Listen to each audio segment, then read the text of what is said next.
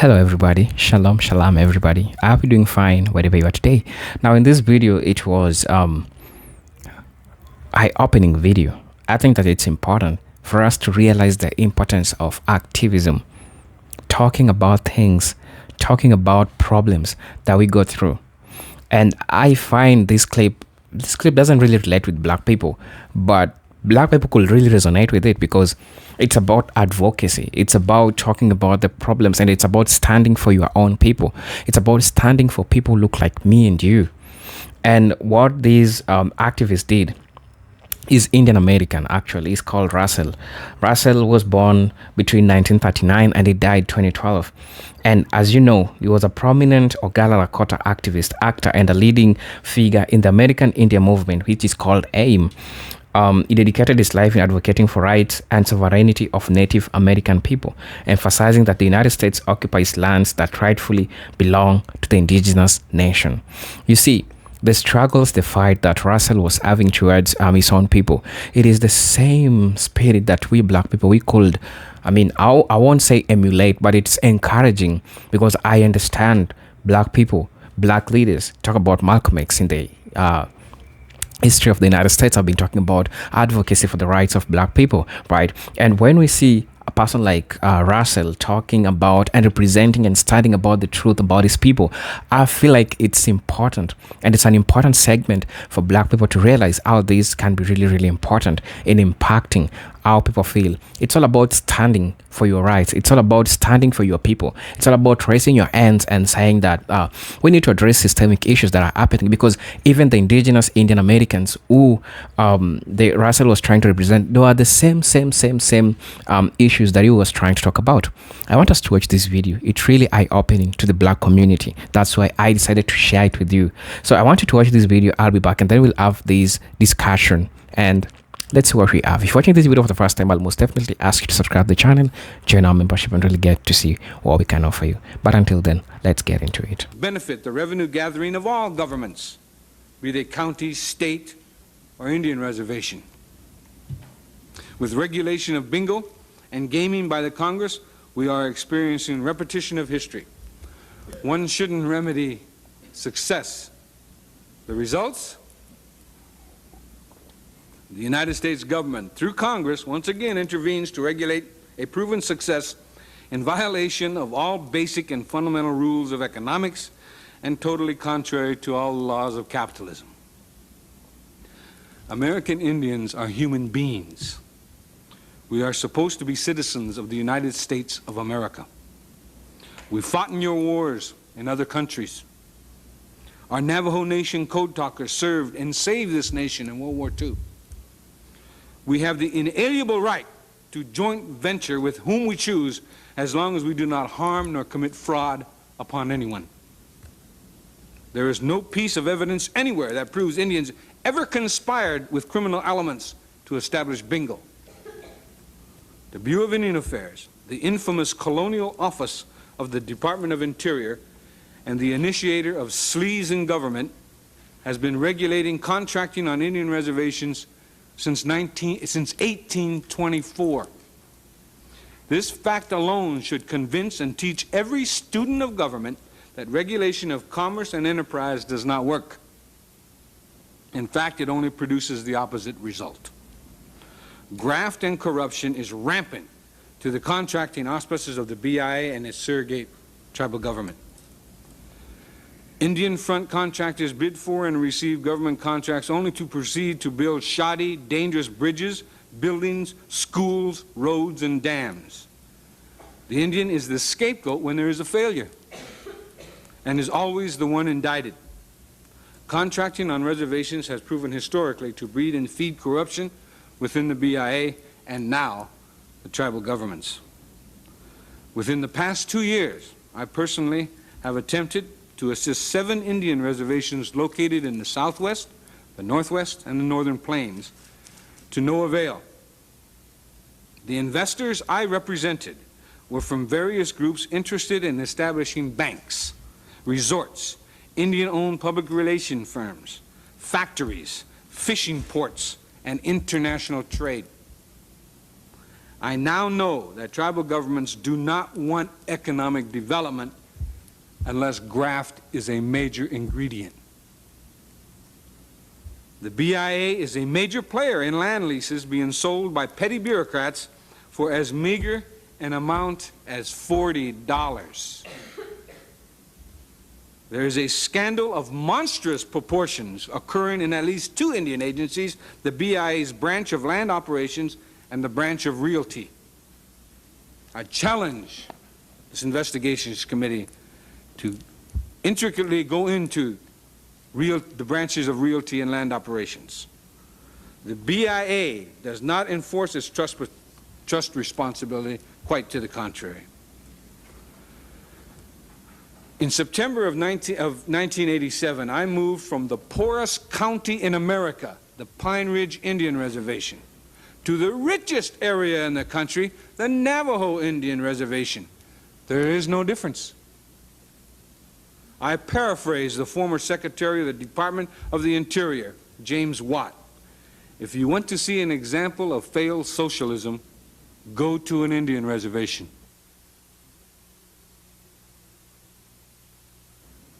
The poorest and richest reservations in our nation suffer from identical problems: mismanagement, a bloated patronage system, no checks and balances, and tribal government's waiver of sovereignty in order to initiate debt.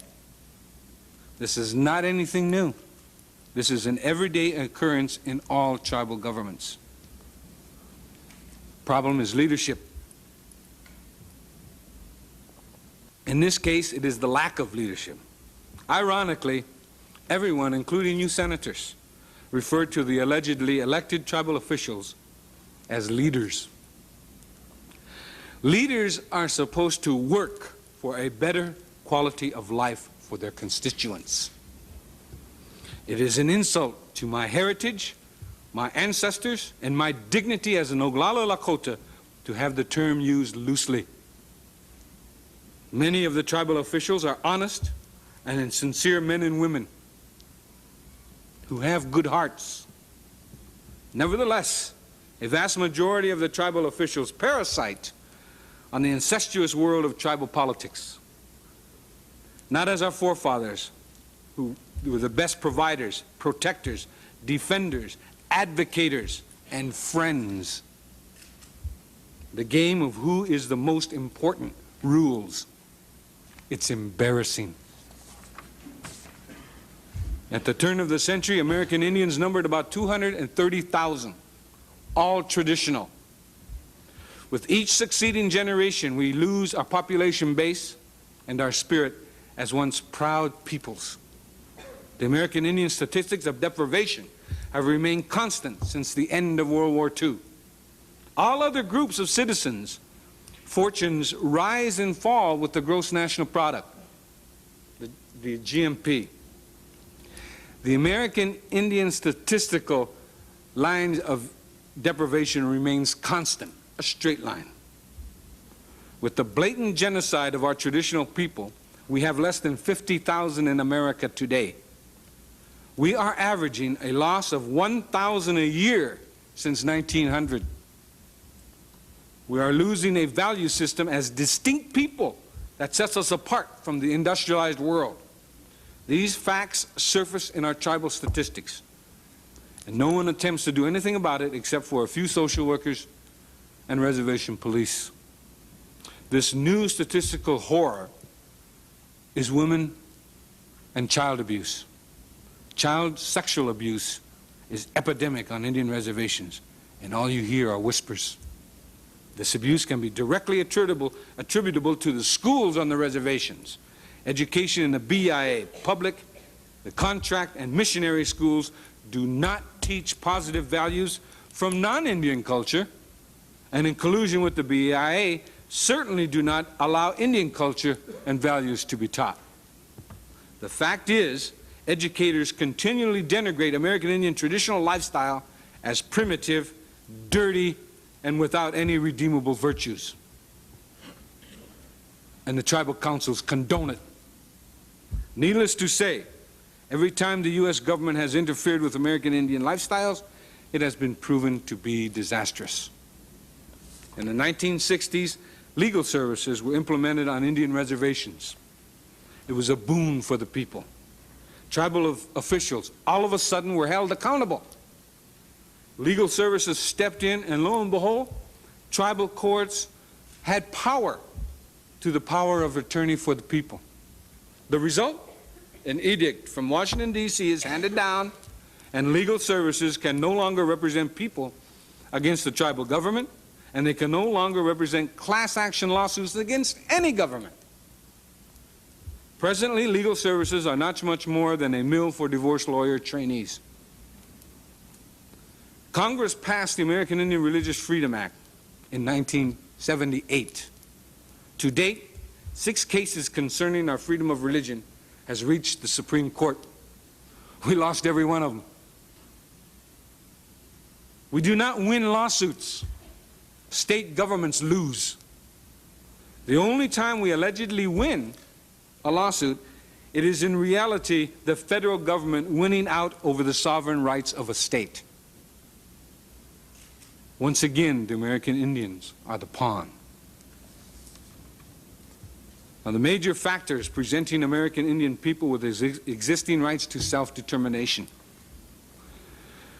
American Indians suffer under a system of dual citizenship, that is, U.S. citizenship and tribal citizenship maintained by the BIA. Only Hitler did that. The dual citizenship is a major obstacle in the free exercise of individual and tribal sovereignty. The continuing loss and attrition of existing lands through various federal, state, and local laws and/or regulations is a hindrance. The abridgment of sovereign rights to remaining lands and the arbitrary monetary policies of settlement of these rights whenever they are recognized.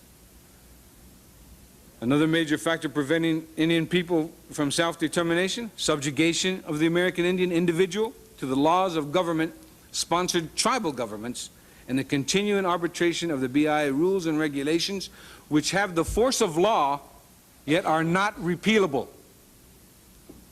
Solutions. The American Indian people's right to self-determination is recognized and will be implemented through the following policies. The American Indian individual shall have the right to choose his or her citizenship, and the American Indian nations have the right to choose their level of citizenship and autonomy up to absolute independence. The American Indian will have their just property rights restored, which include rights of easement, access, hunting, fishing, prayer, and water. The BIA will be abolished, with the American Indian tribal members deciding the extent and nature of their governments, if any. Negotiations will be undertaken to exchange otherwise unclaimed and unowned federal property for any and all government obligations to the American Indian nations, and to hold fully liable those responsible for any and all damages which have resulted from the resource development on or near reservation lands, including damages done by careless and inexcusable disposal of uranium mill tailings and other mineral and toxic wastes. I want to thank you, gentlemen, for inviting me here. It's been a high honor, especially since I'm the only one invited here today to testify that doesn't receive money from the federal government. Also, I want to I was introduced as a former founder and leader of the American Indian Movement to the tribal chairwomen that you have here, our former associates of the American Indian Movement back in the days when we were gross militants. And so I just wanted to let you in on that the American Indian Movement is a very proud, continuing part of American Indian society. I thank you. Mr. Means, thank you. You certainly have left us with many provoking thoughts about the problems facing American Indians today, and you were kind enough and wise enough to also make some suggestions. I think that is what this committee is looking for. We may agree, we may not agree with them, but it is important to have some thought-provoking ideas of where we should go from the standpoint of the relationship between the federal government and the American natives. Hello, brothers and sisters. Welcome back. It is so impactful to see somebody like Russell, or Russell, if you want to call him like that. He stands for his own people, and they represent its own people. He advocates for what his people want, and I think that that's one of the most important things that people need to address. And it is so emulative. It is so there is always something to learn about the coercion of other people, right? Because even if you look at the history of black people, we have some part to claim in the United States, because some black people already in the United States, apart from the group of black people who came through ships, but through slave trade. Because we have a group of people, black people, who came through ship, but because of trade, right? Now, when I'm trying to address that, I think I need to be more specific in what I'm trying to say, so that I don't bring confusion to the groups of foundationally black Americans and other group of ADOS, ancestors of descendants of the United States. So Africans, I mean. So it is so important for the advocacy and to look how people are standing up for their rights. And it is time for us to see and think that we can also stand for our own people. The message in this video is that we are sharing the same struggles, because if these are indigenous people of the United States and they're still going and feeling the same things that we, all black people in the United States, are going through, we need to have our people that talks much about us, so that we don't get tired of talking about these things. One thing that I find so fascinating, when Russell was trying to address in the video, you could see the faces of people around them, because they know that he was saying the truth. And this is so resonating. When you see people hate you, black people, because you're trying to hear your voice and people are benefiting from your voice, right? It is because you're saying the truth and they don't like the truth, but at the end of the day, they are going to be benefiting from the truth that you're trying to share with them, right? So this was so encouraging to see other people trying to advocate for themselves. And as you know, there's a parallelism between Indians, the Cherokee groups, people who were in the United States, together with black people who are also in the United States. So you see the sentiments that they share, the things that they want to be done to them as a member of the United States, because they are feeling like their privileges are being taken and they are being taken for granted. And if you think that I'm lying, look at this story. When a black person does something in the United States, does something great that is globally recognized, they call him an American, right? When a black person does something a little bit sinister, we human beings, we make mistakes, right? They're now being called, go back to Africa, where you belong, right? So it is time for you to understand you need to fight for your voice. If you understand yourself as a native Indian, as a black person, black native Indian, you also need to realize the importance of you as a person and understand that you need to stand, you need to advocate, you need to talk about all these things, because it's important. And these talks get them uncomfortable because it is the truth. This is something that you need to share with them, right? So I find it so important for people to always advocate. Let your voice be heard by these people, because it's important. You might see to it like, we black people have talked about this for the longest time. The state is not hearing us. Like, let me ask you something. We are somewhere outside a door, and you want something inside the house, and there's somebody who doesn't want to open the door. What do? You keep on knocking the door, keep on knocking the door, keep on knocking the door, until the person inside that house now start to feel irritated, and they have no choice but to open the door to you so that you can enter. That's the best analogy I could use, right? Look at, even during the times of Israelites who are in Egypt, when Israelites begged Pharaoh to let them go, they didn't want to let them go. But let me tell you, it happened to be like, was it 10 plagues or something like that? It happened to be plagues had to be there, because God started with the first plague. He didn't do anything. Second, third, fourth, fifth, until the last one, right? And then he gave up. So this means that we always need to talk about this many times, because it might seem like, oh, we black people, we've been talking about this and now we're tired, right? We need to talk about this because it makes them uncomfortable. It shakes the structures that was put there. It shakes the structures that look down upon the marginalized community, as the marginalized community that has played a big part in building the United States.